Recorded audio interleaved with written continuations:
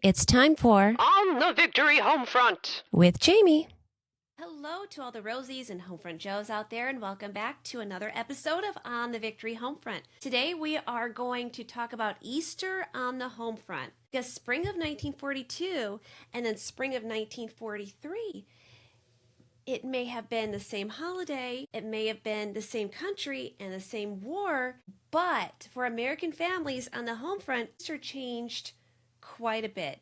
It changed quietly but meaningfully in just that 1 year. So today we're going to step into those kitchens and living rooms and front porches all across America to see how Easter looked during World War II and how something as simple as a child's Easter basket tells the story of a nation at war. So Easter of 1942, the U.S. had only been at war for a few months. Pearl Harbor was still fresh and the full weight of wartime life hadn't yet settled in. Sugar rationing wouldn't begin until May of 1942, so Easter that year, which came before the rationing started, hadn't impacted any of the households yet. So there was no widespread food shortages yet in that way that the Americans would experience later. So store shelves still had chocolate bunnies, jelly beans, marshmallow candies, all that you would expect for Easter before the war even happened, and toy production had not yet been heavily restricted.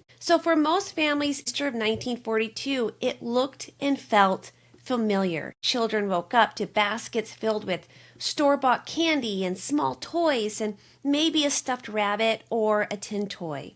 But there was already a subtle shift, even then, and that was the war news dominated newspapers, and churches included prayers for soldiers overseas because families already had sons in uniforms or even fathers. Easter 1942, it was not untouched, but it wasn't fully yet transformed as it would be in 1943. So by 1943, Easter looked quite different. The Homefront had fully adjusted to wartime. By early 1943, Americans were living with sugar rationing, which began May of 1942, and it was continuing on throughout the war. Coffee rationing had started late of 1942, so you know those parents were feeling it.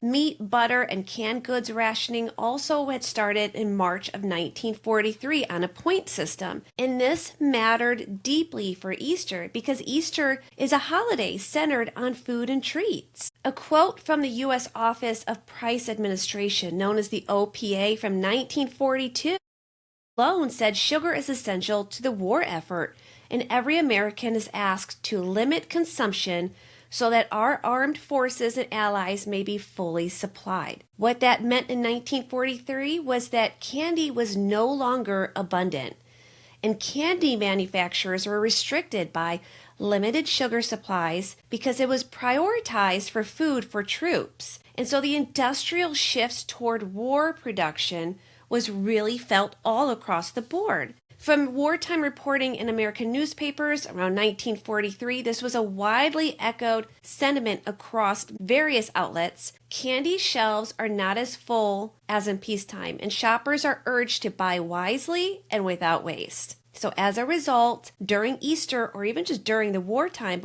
chocolate was less available and much more expensive, and candy selections were smaller and simpler. So some families couldn't afford or obtain traditional treats. From a home economics guidance published in newspapers and government bulletins in 1942 through 43, it said, "Plan carefully, use your ration points wisely, make every ounce count." So what did kids actually receive in 1943? Well, they didn't receive nothing, but it was definitely different. What still appeared was treats, but they were homemade. Sugar stretched candies might have been a treat that they received. Baked goods using ration conscious recipes. Dyed eggs, they were still plentiful in most areas. A quote from a wartime food guidance column that said, "Eggs remain plentiful in most areas and can be used to provide nourishing desserts and holiday treats." So there were still dyed eggs. They were quite common since they were not rationed. And so they would also have the eggs with the small portions of candy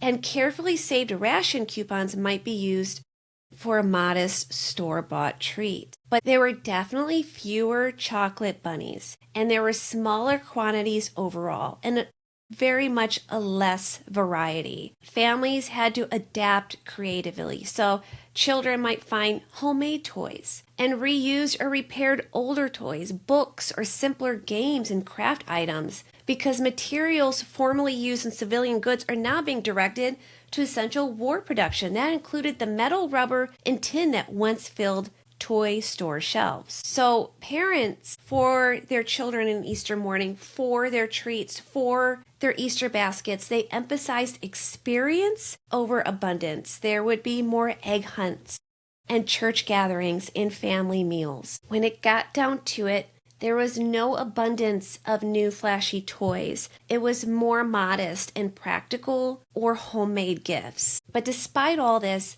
Easter didn't vanish. It just adapted. In many ways, it became more focused on meaning. Churches saw strong attendance, and the messages of sacrifice and renewal resonated deeply during wartime. So families emphasized gratitude and togetherness. And for children, the holiday still felt special, but in a quieter way. Instead of abundance, there was intention. Instead of excess, there was care. If you compare the 2 years side by side, with 1942, pre-rationing Easter, store-bought goods widely available and traditional baskets were intact, to 1943, fully rationed economy, limited sugar and candy, and homemade simpler celebrations, you can see that the shift wasn't dramatic overnight, but it was undeniable, and it reflects something important, that war doesn't just change battlefields, it changes holidays, traditions, and childhood itself. So Easter on the World War II home front wasn't canceled, it was reshaped. In 1942, families still celebrated much as they always had, but by 1943, they were learning to celebrate with less and to make that less meaningful. And maybe that's the enduring lesson from those wartime Easters, that even in scarcity, endure. They just look a little different. I think that's something that we can all take away, regardless of what's going on in our personal lives or in our current society, that we can take this idea, this lesson, and incorporate into our own lives and know that the meaning behind whatever it is that we celebrate is still there, and maybe it's a little bit stronger for you this year. So, my friends, I want to thank you for joining me. I wish you all a beautiful holiday weekend, and until next time, remember that victory is in the everyday.